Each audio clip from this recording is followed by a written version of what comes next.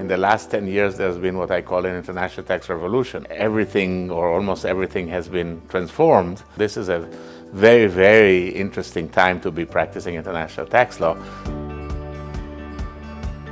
What I find appealing about tax, it's probably the most complicated area of law. This field is changing more rapidly than any other field of law, I think. It's always been changing. It's really, really a very good time to get into this particular area of law. So I don't think international tax lawyers need to be particularly worried about being displaced by something like ChatGPT.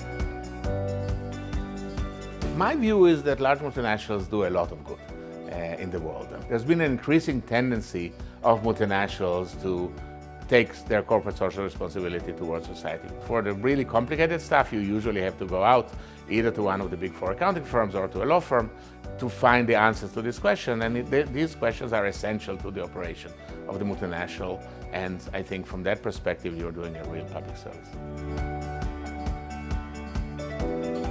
My original training was as a historian, and specifically a medieval historian, and specifically a medieval historian of Spain, because my PhD was about the translation of Aristotle in Toledo. And so I got used to reading really complicated text.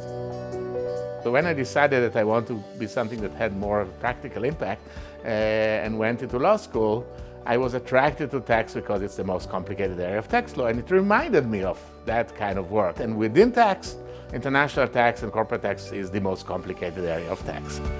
If somebody likes kind of working out puzzles, trying to kind of read complicated documents and apply them in practice and be creative about it, those are the best things, and that's why it's so much fun.